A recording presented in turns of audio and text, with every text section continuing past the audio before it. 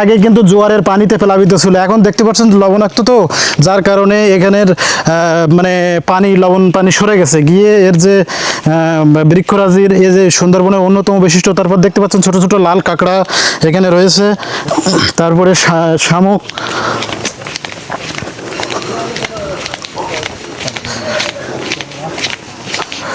দেখতে পাচ্ছেন যে এখানে যে কাঁকড়ার যে ফল, এখন সেই সময় এই মৌসুমে বৃক্ষরাজের ফল শোভিত থাকে। তার কারণ হলো এই সময় আবার সুন্দরবনের মৌয়ালিরা মধু সংগ্রহ করে, জীবনের ঝুঁকি নিয়ে তারা সুন্দরবনে প্রবেশ করে তারা মধু সংগ্রহ করে। আর এই সুন্দরবনের মধুই হলো একমাত্র প্রাকৃতিক পরিবেশে নির্যাস মধু, যা মানব দেহের জন্য অত্যন্ত উপকারী। এই মধু খেলে আপনার শারীরিক যে ইমিউনিটি সিস্টেমটা আপনাকে উন্নত করবে।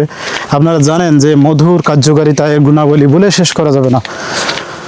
গর্ভবতী মা থেকে শুরু করে ছোট ছোট বাচ্চা এবং বয়স্ক প্রবীণ মানুষদের এই প্রধান প্রতিষেধকও বলা যায় এই মধু, সুন্দরবনের মধু আপনারা খেলে এটা অনেক গুণাগুণ কার্যকারিতা পাবেন।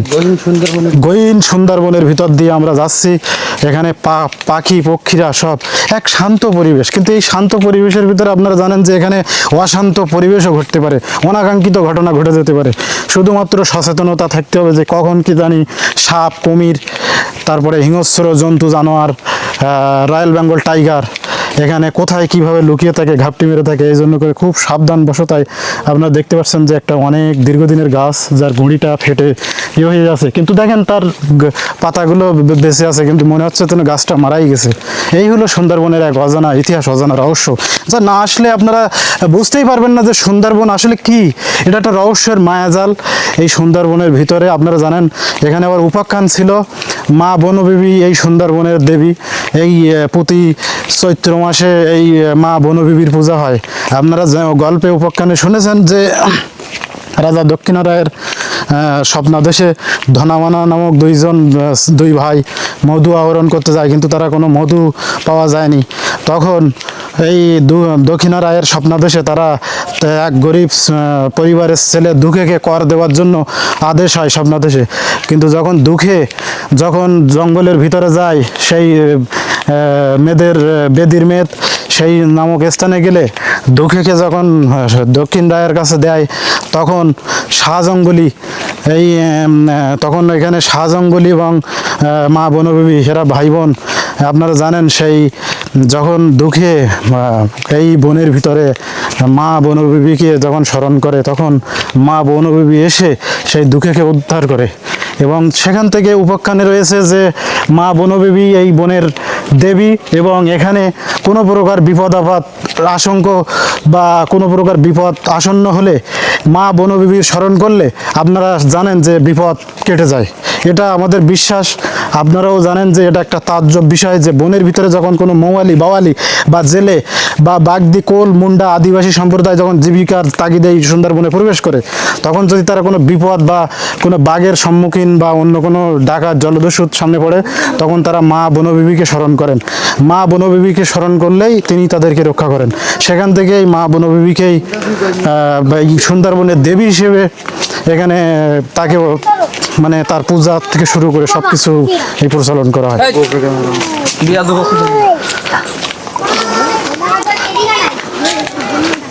আমরা কলাগাছিয়ার ভিতরে কথা বলতে বলতে কলাগাছিয়ায় সুন্দরবনকে উপর থেকে পর্যবেক্ষণ করার জন্য একটা ওয়াচ টাওয়ার, যেটা সুউচ্চ টাওয়ার, এই ওয়াচ টাওয়ার নির্মাণ করেছে বন বিভাগ। আমরা ধন্যবাদ জানাই যে বন বিভাগের সুদূর প্রসারী পরিকল্পনার ভিতরে অন্যতম একটি হলো কলাগাছিয়া ওয়াচ টাওয়ার, যেখানে এই ওয়াচ টাওয়ার থেকে সুন্দরবনের উপরিভাগের দৃশ্য, যে আমরা নিচে দেখতে পাই যে গাছ গাছালি, পাখি এগুলো, কিন্তু উপর থেকে এর ভিউটা দেখার জন্য একটা ওয়াচ টাওয়ার রয়েছে।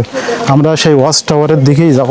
ওয়াচ টাওয়ারের পাশাপাশি একটা কৃত্রিম কুমির প্রজনন কেন্দ্র সরকার গ্রহণ করেছে। জানেন যে কুমিরের প্রজনন বৃদ্ধি করতে হবে, সুন্দরবন সুরক্ষা সুন্দরবনের একটা অন্যতম বৈশিষ্ট্য। কুমিরের বেষ্টনী, বানর এখানে দেখছেন যে সে সে তার হ্যালিপনা সে দেখাতে ব্যস্ত। দর্শনার্থীরা এটা নিয়ে আনন্দিত হয়। আপনারা দেখতে পাচ্ছেন যে আমরা ওয়াচ টাওয়ারের পাশাপাশি যে কুমিরের প্রজনন কেন্দ্র, কুমির এই পুকুরটিতে আপনার কুমির রয়েছে। আমরা দেখা পেলেই আপনাদেরকে সেই ভিডিও চিত্রে সেই কুমিরটা দেখাতে চেষ্টা করব।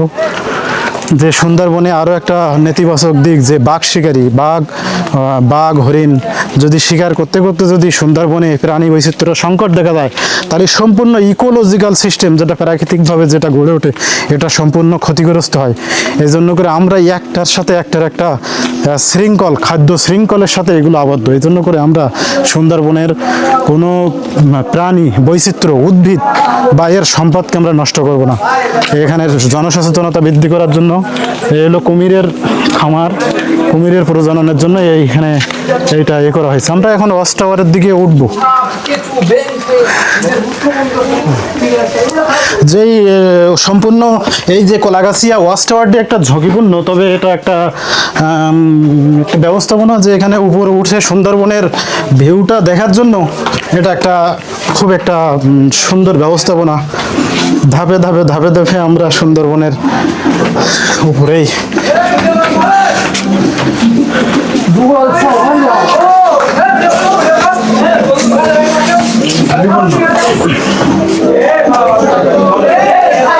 সুন্দর একটা পরিবেশ ওয়াচ টাওয়ার থেকে পর্যবেক্ষণ করার জন্য। আপনারা দেখতে পাচ্ছেন যে গাছের সাথে পাল্লা দিয়ে ওয়াচ টাওয়ার।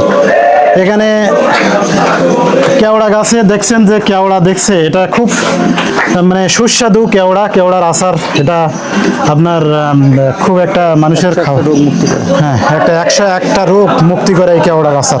কেওড়ার যে নির্যাস, সেই প্রাকৃতিকভাবে সম্পূর্ণ নির্যাস কেওড়ারে দেখছেন। উপরে আমরা আর একটু উপরে উঠবো।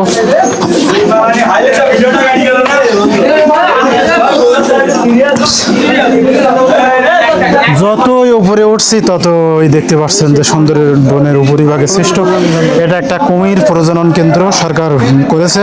এই জন্য করে আমরা সরকার এবং বন বিভাগকে ধন্যবাদ জানাই যে এখানে কৃত্রিম কুমির প্রজনন কেন্দ্র। তারপরে আমরা আরও চাই যে এখানে বাঘের সংখ্যা কমে যাচ্ছে, সুন্দরবনের ভিতরে বাঘের সংখ্যা আরও বাড়ানোর জন্য যে উদ্যোগ, সেটাও নেওয়া দরকার।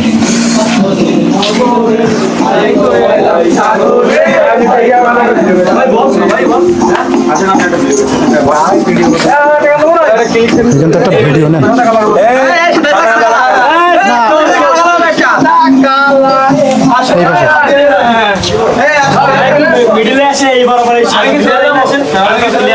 সুন্দরবনের উপরে ভিউটা নেন, কি সুন্দর পরিবেশ দেখতে পাচ্ছেন যে সুন্দরবনের উপরের যে দৃশ্যটা, কি সুন্দর গাছগাছালি, গাছের উপর থেকে পর্যবেক্ষণ করা যাচ্ছে। যত দূর চোখ যাবে সুন্দরবন আর বন, সুন্দরবন আর বন, জনপদ, জনবিচ্ছিন্ন এলাকা সুন্দরবন, শুধু গাছগাছালি, রৌদ্রে ঝলমল সুন্দর একটা পরিবেশ। সুন্দরী গাছের নামকরণ অনুসারে সুন্দরী বৃক্ষ। দর্শনার্থীরা ভিড় করে, তারা আনন্দে গানে তারা মগ্ন।